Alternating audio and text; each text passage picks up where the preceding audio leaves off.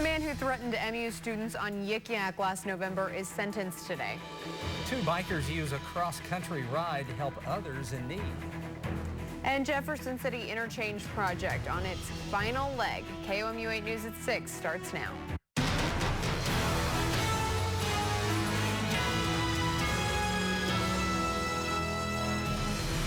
The man charged with making threats against black MU students last fall was sentenced today. Good evening, I'm Brittany Pieper. And I'm Jim Rick. Thanks for joining us. Hunter Park pleaded guilty to those charges in April. KOMU 8's Lauren Barnes is live at the courthouse with the details on his punishment. Park will face 5 years probation with monitored internet access, and the judge says Park can never own a firearm. Both attorneys I spoke with said this is a middle ground sentence for Park. Prosecutors wanted 3 years in prison, but his family didn't want a criminal conviction on his record. Now, Park did receive probation, but the felony record stands. Now, Park seemed somewhat remorseful in the courtroom this afternoon. He was surrounded by a room full of family and friends. One of the threats he posted on social media last November reads, "I'm going to stand my ground tomorrow and shoot every black person I see." The prosecutor read about 10 more Yik Yak threats, nearly all using the N-word.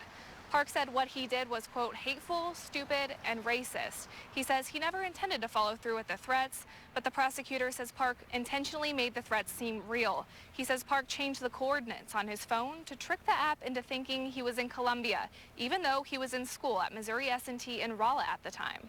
Yeah, the family requested a suspended imposition of sentence, which means that at the conclusion of probation, it comes off of his record as if it never happened. We requested incarceration. The judge kind of went with the middle ground, which was giving him a felony conviction, sentencing him to 3 years prison, but suspending it and placing him on probation. Park's attorney says this mistake does not reflect the Hunter Park he has come to know. His attorney read several of the 58 reference letters submitted by family and friends at the hearing earlier today. Reporting live in Columbia, Lauren Barnes, KOMU 8 News. As if Jefferson City bridge delays aren't bad enough, a bit of good news for drivers in the capital city. MoDOT made a major step with its Lafayette Street interchange project. It opened the eastbound and westbound lanes on the US 5063 bridges today. With the lane openings, the project is ahead of schedule. MoDOT says it originally only planned to open the eastbound lane today. It's been one of the larger projects that we have built here in Mid-Missouri, so to see this light at the end of a tunnel is always pretty exciting, and we've been pleased overall with the progress that has been made. The project is set to finish in October. Lehman Jelly says the construction might finish sooner. Here's what's happening right now. Power has finally been restored after an underground fire left part of downtown St. Louis without power while the temperatures hit the mid-90s. The fire started yesterday. It has been put out since then. An Ameren spokesperson says hot temperatures and aging equipment led to a cable failure and a fire in a manhole. The outage affected more than 2,100 Ameren customers and many others in the downtown area. The St. Louis City Hall and Carnahan Court building closed due to the lack of air conditioning. Vernon Phelps, a man on Missouri's most wanted list, was arrested in Jefferson City today. KOMU 8 News talked with Marys County Detective Scott John, who was involved with the investigation. He worked with the Mustang Drug Task Force to bring Phelps in. Phelps had 2 warrants, one from Missouri, one from Kansas. John and the task force received credible evidence that Phelps was hiding in Jefferson City. They went to that location at 8:15 this morning. The task force and a Jefferson City SWAT team arrested Phelps at the home. Additional charges might be filed against Phelps in other mid-Missouri counties.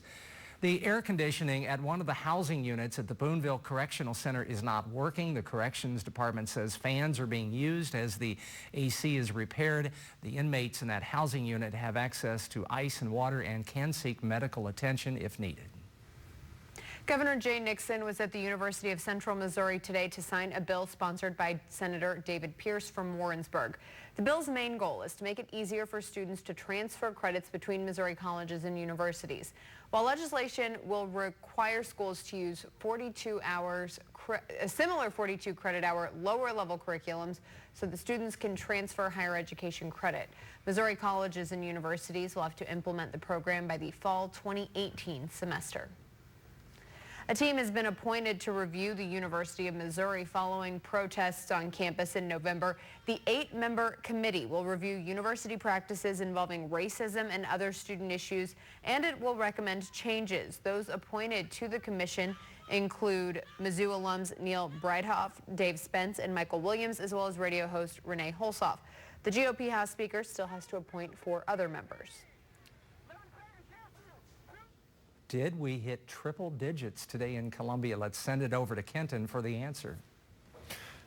Great question, Jim. Good evening, everyone. We did not hit 100 degrees. We got up to about 97 for our high temperature. 96 right now, though. 96 in Jeff City as well. A little cooler down at Lake of the Day forecast. Plus, take a look at a drought update coming up after the break. The Columbia Fire Department will get new additions to the team. More on what it took to get through the academy. Plus, a bike ride around the country turned into something much more, and that ride included the state of Missouri. Welcome back to KMU 8 News at 6 o'clock. Thanks for joining us on another hot day. A live look over the Lake of the Ozarks on our first alert weather cam. A few clouds starting to pop up out there. And if we are going to see some showers and thunderstorms, it will be in that area. We also want to remind you, because of this heat, our fan club is up and running at Lowe's in Columbia and Westlake Ace Hardware in Jeff City and Fulton. You can stop by, donate a new or gently used fan. We'll get it to folks that could really use it in this summer heat. Or I should say spring heat right now, because summer doesn't officially start until Monday. But we were warm today. 97 here for the high temperature. 100 was the record that we did not beat today, but that I have an 80% chance that we will be dry, and I think we will be. The summer of 1980 was horrible. Yes. It was one day after another of triple-digit heat and no rain. It was a horrible summer. Second this guy driest remembers everything. I remember that. Record, yeah. I remember that. All right, Kenton, thanks. You're welcome. There isn't a cure for type 1 diabetes yet, but a Mid-Missouri teacher is getting a helping paw with her recovery. KOMU 8's Lee Yang tells us about the story of a teacher's journey of getting a diabetic alert dog. It's another bud of Ellie's that she's being trained with. She's only seen photos and videos of her, but she's already in love with Ellie. Ellie is already mine. I'm already so in love with her. Kelsey Fisher is a first grade teacher at Harrisburg Elementary. She's also a type 1 diabetic. So I was diagnosed at 8.5. I'm now 26. She describes the disease as a beast. Type 1 diabetics have done nothing to get type 1 diabetes. She says the disease affects her every second. Oftentimes diabetics' blood sugar will go low while they're sleeping. What happens is that a diabetic goes into a coma and passes away. To regulate this, Kelsey wears a continuous glucose monitor system, or CGM. It's a sensor that checks her blood sugar levels every 5 minutes. However, the CGM lags 20 to 30 minutes in a diabetic's real-time blood sugar level. This is where Ellie comes in. And I just love the close-ups of her. Ellie is a diabetic alert dog. She is trained to sniff out scents in the saliva that can indicate high and low blood sugar levels. What's most important? Ellie will be able to detect Kelsey's blood sugar changes 20 to 30 minutes before the CGM. They save someone's life every single day. I've been into this business long enough now. I envision her hopefully being able to lay by my desk while I'm teaching and engaging with the kids, you know, paying close attention to me, worrying about me. Kelsey will fly to California to pick up Ellie in August, but for now... And then her mom, Ellie's mom, is Holly. And she'll Holly wait with Ellie's photos. Lee Yang, KOMU 8 News, Columbia. Diabetic alert dogs can range from $10,000 to $70,000 and are not covered by most insurance policies, including Kelsey's. But she said through the National Institute for Diabetic Alert Dogs, she was able to find a cheaper option. The Columbia Fire Department added 4 new firefighters today. They're the first graduates from this year's training academy. The firefighters wrapped up the last exercise yesterday afternoon. Training included breaking through a locked door in nearly 100-degree heat. The battalion chief said the academy received a lot of students with experience, but this year one graduate had no background in firefighting. It was interesting. It was a lot to learn, and it was is a fast pace. We covered a lot of skills and tactics in a short amount of time, and I think I maybe had to work a little bit harder than the other guys. They'd already, done all this stuff before. Two young men started a journey across the country to get their kicks on Route 66, but their 2,000-mile bicycle trip took a turn when they shifted their focus from helping themselves to helping others. KOMU8's Jordan McGee explains. Sometimes life gets to be too much, so Tim Branken and Jack Buck Buchkowski were looking for an escape. I felt really lost in terms of what I was doing and where I was headed, so I knew I wanted something like this to clear my, like a big trip to clear my head, and I set my sights on California pretty much right away. Timbuktu, LA is what the duo have dubbed their trip, where they'll be heading to, you guessed it, LA. Last year we did Seattle to Portland, so that was about 440 miles. This year, I don't know, we both kind of feel like we're kind of bogged down at home, so we just kind of wanted to get on our bikes. While biking 440 miles seems like a lot, it's nothing compared to what this trip has in store. The two left from their hometown just outside the city of Chicago on May 18th, and they'll travel the 2,139 miles to LA following the historic Route 66. What started as a trip to clear their heads turned into a charity opportunity.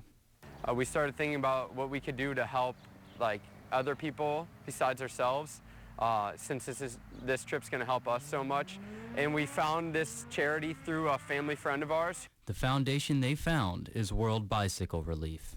For $147, they can give bikes to kids in Africa, which helps promote education. Kids that are normally walking 1.5, 2 miles back and forth every day to get to school are able to get to school a lot faster. Buck says they often consider turning back. Every day, yeah. Probably like a few times a day. But both Branken and Buck say they are in this for the long haul. Jordan McGee, KOMU8 News, Pacific. Can't turn around. The goal is to raise $147 every day they ride, which is expected to be about 30 days. That comes to a grand total of about $4,400. So far, they've raised enough money for 20 bikes, 10 away from their goal. Sports Desk, KOMU8 Sports. Hello, everyone. The Kansas City Royals have continued their streaky play that's been hovering around this team now for about the last month. Kansas City won 6 in a row to end May, then dropped 8 straight games in which they only scored 13 runs. Now the pitching is doing the work during this current 5-game winning streak. That will have to continue tonight as the Royals go up against hard-throwing right-hander Justin. And that's it for sports. Here's a look at what we're following for KOMU8 News at 10 tonight. Target 8 investigates student-athlete graduation rates. The NCAA says they continue to rise, but that doesn't tell the whole story. And the Columbia Hospitality Association is seeking answers from the city about where tax money would go. Would it go for a new airport or would it go somewhere else? That's coming up at 10 o'clock. Kenton? Well, it's 96 in Columbia and Jeff City right now, but feeling only a couple much more average for this time of year. We didn't hit 100 today. We didn't. The score is still 0 for 100 days. Yeah. I'm okay with it, though. So it's going to start cooling down a little bit. You only said 1 or 2? 3. You said 3. You said 3? I did.